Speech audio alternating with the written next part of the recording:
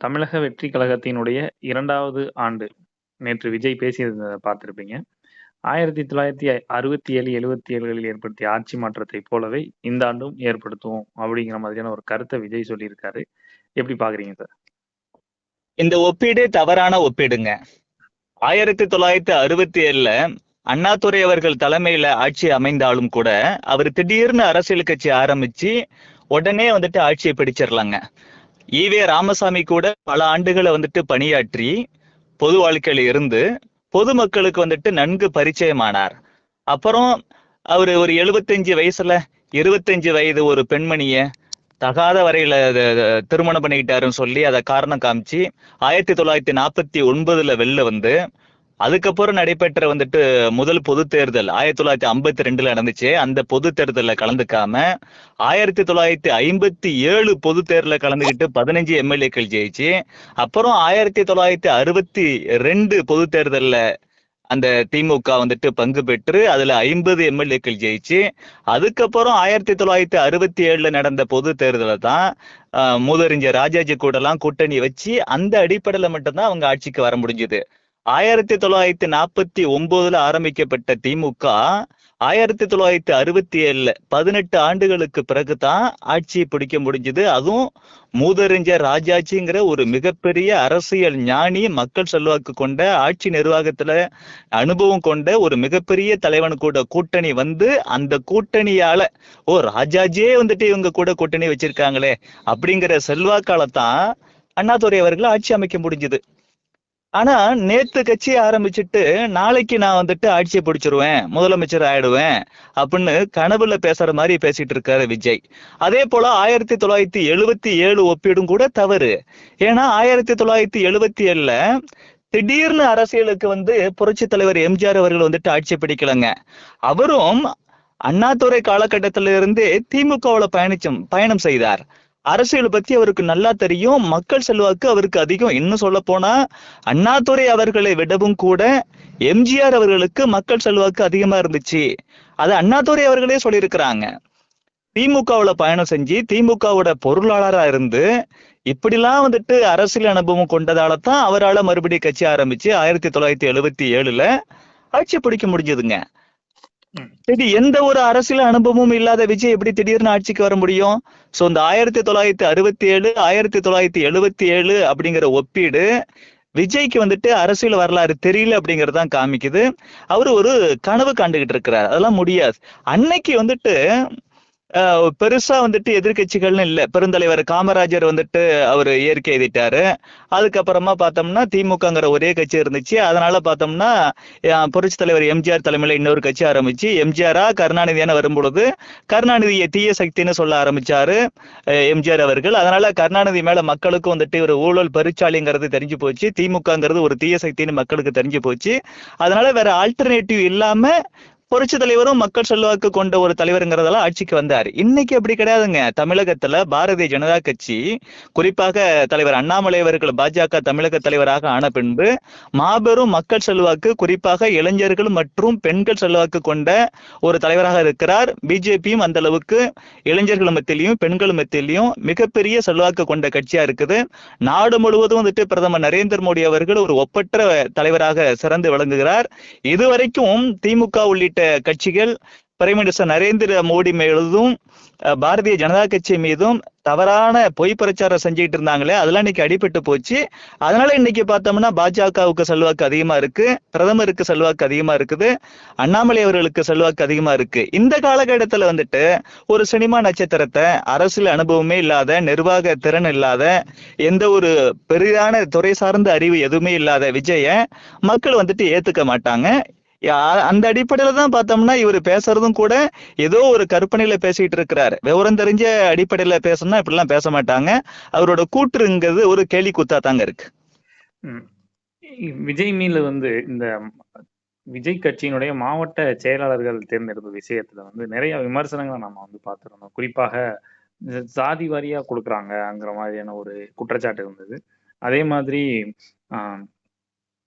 Party அதுலயே partiality பாக்குறாங்க மாதிரி குற்றச்சாட்டு. நேத்து விஜய் பேசும்போது எங்களுடைய கட்சியில மாவட்ட செயலாளர்கள் இளைஞர்கள் இருக்காங்க, சாதாரண மக்கள் இருக்காங்க அப்படிங்கிற மாதிரியான ஒரு அவரே தன்னைத்தானே கற்பனை செய்து கொண்டு ஒரு விளக்கத்த குடுத்திருக்காரு. இதுதான் புகாரா இருக்கு. நாங்க ஒண்ணும் ஆண்டைகள் கட்சி இல்ல. அப்படிங்கிற மாதிரியான ஒரு இத சொல்லியிருக்காரு. நீங்க எப்படி பார்க்குறீங்க? விஜய் கட்சியில் அப்படி கிடையாது.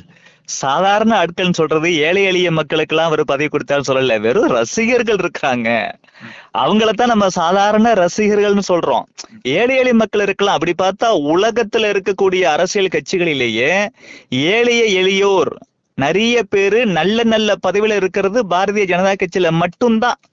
உதாரணத்துக்கு பிரதமர் நரேந்திர மோடி அவர்கள், உதாரணத்துக்கு தலைவர் அண்ணாமலை அவர்கள், இப்படி எந்த ஒரு அரசியல் பின்புலமும் இல்லாம தங்களோட உழைப்பு, அறிவு, திறமை இவற்றின் மூலமாக மட்டுமே உச்சபட்ச பதவிகளை அலங்கரிக்கக்கூடியவர்கள் பாரதிய ஜனதா கட்சியில மட்டும்தான் இருக்கிறாங்க. வேற எந்த கட்சியும் சொல்ல முடியாது. நம்ம விஜய் கட்சியை பொறுத்தளவு சாதாரண ஆட்கள் சொல்றது சாதாரண ரசிகர்கள், அந்த அடிப்படையில விமர்சனம் வருது ஒழிய மற்றபடி ஏழைய எளியோருக்கெல்லாம் அவர் நிறைய கொடுத்துட்டாரு அப்படிலாம் யாருமே சொல்லல. அந்த கட்சியில அப்படி இருக்கிற மாதிரி தெரியல. ஆதவ் அர்ஜுனா யாரு சார்? புஷி ஆனந்த் யாரு சார்? இல்ல விஜய் தான் யாரு? எல்லாமே கோடீஸ்வரர்கள். ஆதவ் அர்ஜுனா லாட்டரி மார்ட்டினோட மருமகன், கோடிக்கணக்கில் பணம் வச்சிருக்கிறார். இந்த ஆதவ் அர்ஜுனாவுக்கு அரசியல் பத்தி என்ன தெரியும் நினைக்கிறீங்க? பணம் மட்டும் இல்லைன்னா அவர் இந்த மாதிரி வந்திருக்க முடியுமா? அதெல்லாம் கிடையவே கிடையாது. இன்னைக்கு நிறைய பணம் வச்சிருந்தா அதை வச்சு மார்க்கெட் பண்ணிக்கிறாங்க. மார்க்கெட் பண்ணி நான் அவ்வளவு பெரிய அரசியல் ஞானிங்கிற மாதிரி காமிச்சுக்கிறாங்க. வேற ஒண்ணுமே கிடையாது. ஆதவ் அர்ஜுனா இவ்வளவு பணம் இல்லாம கோடீஸ்வரனா இல்லாம இருந்திருந்தா இந்த மாதிரி ஒரு அமைப்பு, ஒரு தனியா ஒரு அமைப்பு ஏதோ வச்சிருக்கிறாரு, அந்த அமைப்பையே ஆரம்பிச்சிருக்க முடியாது. அந்த அமைப்பு அவர் ஆரம்பிக்கல அப்படின்னா பிரசாந்த் கிஷோர் கூட ஏதோ ஒரு அவரு சில வேலையை சப்கான்ட்ராக்ட் மாதிரி கொடுப்பாங்களே. பிரசாந்த் கிஷோருங்கிறது இன்னைக்கு ஐபேக்குங்கிறது ஒரு பெரிய கம்பெனியா இருக்குது.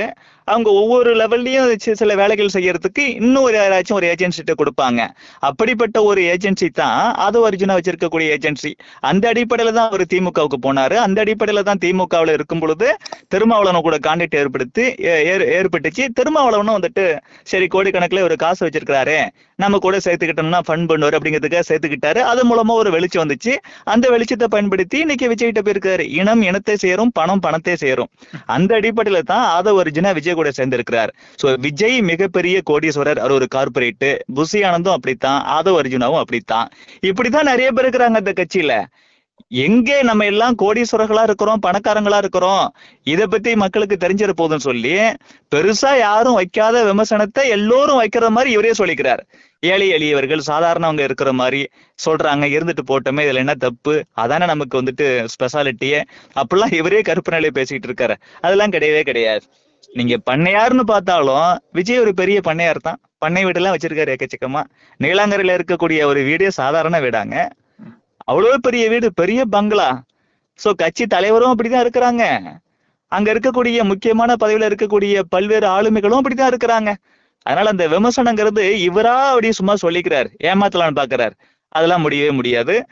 எல்லா கட்சியிலையும் பாரதிய ஜனதா கட்சியை தவிர மற்ற எல்லா கட்சியிலையும் பணம் உள்ளவர்கள் தான் கோல் வச்சுக்கிறார்கள். பாரதிய ஜனதா கட்சியில மட்டும்தான் பணம் இல்லாட்டியும் கூட உழைப்பு, திறமை, நேர்மை, நாட்டுப்பற்று, தர்மப்பற்று இருக்கிறவங்களுக்கு முக்கியத்துவம் கொடுக்கப்படுது. விஜய் கட்சியும் ஒரு திமுக போல அது ஒரு பணக்கார கட்சியை தான் இருக்குங்கிறது தான் உண்மை. இதுல நேற்று அவர் வைத்ததுல மற்றொரு முக்கியமான ஒரு குற்றச்சாட்டுன்னு பார்த்தோன்னா, அந்த மும்மொழி கொள்கை அதை பத்தி அவர் பேசியிருந்தாரு. அவங்க நீங்க குடுக்காத மாரி குடுங்க, அவங்க அப்படி கேட்கிற மாரி கேட்பாங்க. அவங்க 2 பேரும் ஒரு பாலிடிக்ஸ் பண்றாங்க. அப்படிங்கிற மாரி பாஜகவையும், திமுகவையும் ஒட்டுமொத்தமா குற்றம் சாட்டியிருந்தாரு. இதை எப்படி பார்க்குறீங்க சார்? உண்மையாவே திமுகவோட ஊதுகுழலா விஜய் இருக்கிறார். நீங்க எதுக்குற மாதிரி நான் எதுக்குறேன். மத்தபடி இந்த ஆளுங்கட்சியான திமுகவுக்கு எதிரா ஆன்டி இன்கம்பன்சி ஓட்ட மத்த கட்சிகளுக்கு போறதுக்கு பதிலா, குறிப்பா பாரதிய ஜனதா கட்சிக்கு போறதுக்கு பதிலா நான் பிரிச்சு எடுத்துறேன். அப்படி பிரிச்சு எடுத்தேன்னா மீண்டும் நீங்களே ஆட்சிக்கு வரலாம். நான் எதுக்குற மாதிரி எதுக்குறேன், நீங்களும் எங்களை விமர்சனம் பண்ற மாதிரி விமர்சனம் பண்ணுங்க சொல்லி விஜய் தான் திமுக கூட ஒரு கூட்டணி போட்டுக்கிட்டு நாடகம் ஆடுறார் ஒழிய மத்தபடி பாரதிய ஜனதா கட்சிக்கும் திமுகவுக்கும் கொஞ்சம் கூட ஒட்டும் இல்லை, உறவும் இல்லைங்கிறது அரசியல் தெரிஞ்ச அத்தனை பேருக்கும் தெரியும். எப்படி மக்கள் நீதி மையம் சொல்லி கமலஹாசன் ஒரு கட்சி ஆரம்பிச்சு திமுகவுக்கு உதவினாரோ, அதே போல இன்னைக்கு நம்ம மறுபடியும் கமலஹாசனை வச்சு ஏமாத்த முடியாத மக்களை, புதுசா ஒரு ஆளை இறக்குவோம்னு சொல்லி விஜய திமுக தாங்க இறக்கி இருக்கு. மத்தபடி பார்த்தோம்னா இவங்க சொல்ற மாதிரி உண்மையாலாம் இவங்க எதிர்க்கல. மும்மொழி கொள்கையில யாரு சார் நீங்க? எங்க தலைவர் அண்ணாமலை அவர்கள் கிளியரா பேசிருக்காருல்ல, ஒய் ப்ரோ வாட் ப்ரோன்னு அவர் பாணியிலேயே வந்துட்டு பதில் கொடுத்திருக்கிறாரு. நீங்க நடத்தக்கூடிய பள்ளிக்கூடத்துல 3 மொழிகள் இருக்கு, இந்தியும் சொல்லி கொடுக்குறீங்க. அதுவும் அந்த பள்ளிக்கூடத்தோட பேரே பாருங்க சார், விஜய் வித்யாசிரம். இந்தி கூட இல்ல, சமஸ்கிருதத்துல பேர் வச்சிருக்கிறாங்க. வித்யாசரம்ங்கிறது எந்த வார்த்தை? சமஸ்கிருத சொல். நீங்க உங்க பள்ளிக்கூடத்தோட பேரே சமஸ்கிருதத்துல வைப்பீங்க, பள்ளிக்கூடத்துல இந்தி உள்ளிட்ட பல்வேறு மொழிகள் சொல்லி கொடுப்பீங்க. ஆனா உங்க ரசிகர்கள், விஜய் அவர்களே, உங்க ரசிகர்கள் ஏழை எளிய அறியாமையில இருக்கக்கூடிய மக்கள், குறிப்பாக இளைஞர்கள், அவங்க படிக்கக்கூடியது, அவங்க குழந்தைங்க படிக்கக்கூடிய பள்ளிக்கூடத்துல இருமொழி கொள்கை தான் வேணும்பீங்க. இது எவ்வளவு பெரிய நாடகம்!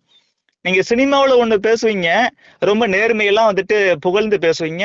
ஆனா உங்க காருக்கு இம்போர்ட் பண்ண ஃபாரின் கார் வந்துட்டு இங்க இம்போர்ட் பண்ணி அதுக்கு வரி கட்ட மாட்டீங்க, கோர்ட்டே உங்களை வந்துட்டு திட்டி அனுப்பும். இது ஒரு கபட நாடகம். அதே போல பள்ளிக்கூடம்னு வரும்பொழுது உங்க பிசினஸுக்கு நீங்க வந்துட்டு எத்தனை மொழினாலும் சொல்லி கொடுப்பீங்க, இந்தி சொல்லி கொடுப்பீங்க, சமஸ்கிருதம் சொல்லி கொடுப்பீங்க. ஏன்னா உங்க பள்ளிக்கூடத்துக்கு வரவன் எல்லாம் ரொம்ப பணக்காரன், உங்க புள்ள மாதிரியே கோடிக்கணக்கில் பணம் வச்சிருக்கக்கூடிய குடும்பத்தை சார்ந்தவன். அவன்லாம் வந்துட்டு கோடிக்கணக்கில் லட்சக்கணக்கில் பணம் கட்டி உங்க ஸ்கூல்ல எல்லா மொழியும் கத்துக்கலாம். இங்க ஏழை எளிய மக்கள் படிக்கக்கூடிய பள்ளிக்கூடம் மட்டும் பார்த்தோம்னா அங்க 2 மொழி மட்டும் தான் இருக்கணும். இது ஒரு மிகப்பெரிய நாடகம். எப்படி இருமொழி கொள்கை விஷயத்துல, மும்மொழி கொள்கை விஷயத்துல நாடகம் போடுறாரோ, அதே போல அரசியல்லயும் நாடகம் போடுறாரு. திமுகவை எதிர்ப்பது போல எதிர்க்கிறார். உண்மையாவே திமுகவும் தாவேக்காவும் வேற வேற கட்சி இல்ல, அவங்க வந்துட்டு ஒரே கொள்கைகள் கொண்ட கட்சிகள் தான். இந்த ஒட்டுமொத்தமான விஜய் பேச்சுல எதையுமே வந்து நேரடியாக அட்ரஸ் பண்ணல, நேரடியாக குறிப்பிடவில்லை அப்படிங்கிற ஒரு குற்றச்சாட்டும் இருக்கு. குறிப்பாக வந்து அவர் எந்த இடத்துலயுமே இந்திங்கிற வார்த்தையை பயன்படுத்தலைனாங்க. அதே மாதிரி ஒரு இடத்துல நேரடியா திமுக குற்றம் சாட்டை வந்துட்டு அப்படியே அதை கட் பண்ணி வேற மாதிரி வந்து அப்படி மேலோட்டமா சொல்லிட்டு போன காட்சிகள் எல்லாம் பார்த்தோம். ஏன் இப்படி தொடர்ச்சியாக அவர் வந்து எந்த ஒரு விஷயத்தையும் வந்து நேரடியாக குற்றம் சாட்ட மறுக்கிறாருன்னு பாக்குறீங்க? சார், அதுக்கு ஒரு கிளாரிட்டி ஆஃப் தாட் வேணும் சார். நீங்க உண்மையாவே அரசியல்ல வந்துட்டு உண்மையான லட்சியத்துக்காக நீங்க வந்துட்டு பயணிக்கிறீங்க அப்படின்னா ஒவ்வொரு விஷயத்தை பத்தியும் அலசி ஆராய்ஞ்சி ஒரு தெளிவோட வருவீங்க. அந்த தெளிவான சிந்தனை இல்லாதவங்க இப்படிதான் மழுப்பி மழுப்பி பேசுவாங்க. வெட்டு 1 துண்டு 2ன்னு பேசணும். ஏன் பேசல? காரணம் என்னன்னா, திமுகவை நேரடியா அட்டாக் பண்ணோம்னா அது அப்புறம் நம்ம ஓனரை ஒரு லெவலுக்கு மேல நம்ம வந்துட்டு விமர்சனம் முடியாதுல்ல. என்னத்தான் நாடகமா இருந்தாலும், என்னத்தான் நடிப்பா இருந்தாலும் கூட ஒரு லெவலுக்கு மேல வந்துட்டு நேரடியா நம்ம சொன்னோம்னா ஓனர் நம்மளை பிடிச்சி ஏதாச்சும் அவன் கோச்சுப்பாரு, சத்தம் போடுவாரு நம்மளை பிடிச்சி அப்படிங்கிற பயத்துல நேரடியா அட்டாக் பண்ணாம இருக்கிறாங்க திமுகவை. அந்த மாதிரி இந்தி விஷயத்திலயும் ஏன்னா நேரடியா இந்தின்னு அப்படி சொல்லிட்டு ஏன் உங்க ஸ்கூல்ல இந்தி சொல்லி கொடுக்குறீங்கன்னு கேட்பாங்களா ரசிகர்கள். ரசிகர்கள் பல பேருக்கு வந்துட்டு விவரம் தெரியாம இருக்கலாம், ஒரு சில ரசிகர்களுக்கு விவரம் தெரியும்ல, அவன் கேட்பான்ல, என்ன நீங்க இந்தி எதுக்குறீங்க, உங்க ஸ்கூல்ல இந்தி இல்லையா, உங்க புள்ள இந்தி படிக்கலையா, நீங்க வந்துட்டு இந்தியில படம் பண்ண மாட்டீங்களா, பிசினஸ் பண்ண மாட்டீங்களா, இப்படி ஏதாச்சும் கேட்பாங்களா? எல்லாருமே திமுக பார்த்து கேக்குறாங்களே. உங்க சன் நெட்வொர்க் வந்துட்டு பல்வேறு மொழிகள்ல, இந்தி உள்பட பல்வேறு மொழிகள்ல வைக்கிறீங்க, இந்தி படம் எடுக்கிறீங்க, எல்லாம் பண்றீங்க. ஆனா வந்துட்டு நீங்க நடத்தக்கூடிய ஸ்கூல்ஸ்லயும் அந்த மாதிரி இந்திய சமஸ்கிருதம் எல்லாம் சொல்லி கொடுக்குறீங்க. பிரைவேட் ஸ்கூல்ல எல்லாத்துலயும் இப்படி சொல்லி கொடுக்குறீங்க. திமுக அமைச்சர்கள், மாவட்ட செயலாளர்கள், அவங்களோட பிள்ளைகள் எல்லாமே இந்தியும் படிக்குது. ஏழை எளிய மக்கள், விவசாயிகளோட பிள்ளைகள், கூலிகளோட பிள்ளைகள், இந்த மாதிரி கவர்மெண்ட் ஸ்கூல்ல படிக்கிறவங்களுக்கு மட்டும் இன்னொரு மொழி, அது இந்தி கட்டாயம் இல்லைன்னு மத்திய அரசாங்கம் சொல்லுது, மோடி அரசாங்கம் சொல்லுது, பாஜக சொல்லுது. 3வதா ஏதாச்சும் ஒரு மொழி தான் சொல்லுது ஒழிய இந்தி கட்டாயம் சொல்லல. அப்படி இந்தி கட்டாயம் இல்லை, ஏதாவது ஒரு மொழியை கத்துக்கலான்னு கூட அந்த வாய்ப்பை நீங்க கொடுக்க மாட்டேங்கிறீங்களே. அப்படின்னு திமுகவை நோக்கி தமிழக மக்கள் கேட்கற மாதிரி விஜயை வந்துட்டு நோக்கி இந்த மாதிரி கேட்டுருவாங்கிறதுக்காக தான் நேரடியா சொல்லாம சுத்தி வளைச்சு வந்துட்டு பேசிட்டு உட்கார்ந்துருக்கிறார். சுத்த சிந்தனை கிடையாது, தெளிவான சிந்தனை கிடையாது. அதனாலதான் இந்த மாதிரி பேசுறாரு. இன்னொன்னு, திமுகவை நேரடியா எதிர்க்க கூடாது. இன்னொன்னு, நேரடியா ஒவ்வொரு விஷயத்தையும் பேசிட்டோம்னா நம்மளை நோக்கி நேரடியா விமர்சனம் வரும். இதற்காக நம்ம சுத்தி வளைச்சு பேசிட்டோம்னா நிறைய பேருக்கு புரியாம போகும். நம்மளும் பேசுனது மாதிரி இருக்கட்டும், புரியாத மாதிரி இருக்கட்டும் சொல்லி இப்படி இந்த மாதிரி ஒரு ஸ்டாண்ட் எடுத்திருக்கிறாரு. ஏன்னா ஒரு அரசியல உண்மையா பண்ணல, ஒரு சினிமாவோட ரொம்ப ஜாலியா பண்ணிட்டு இருக்காரு அரசியல்ல. அதனாலதான் என்னைக்காச்சும் ஒரு நாளைக்கு வராரு, காசு கொடுத்து மீடியா வெளிச்சத்துல வந்துட்டு தன்னை காமிச்சுக்கிறாரு, அவ்வளவுதானே ஒழிய மத்தபடி ஒரு சீரியஸ் பாலிட்டிஷியன் கிடையாது விஜய். நன்றி. நன்றி சார். நன்றி.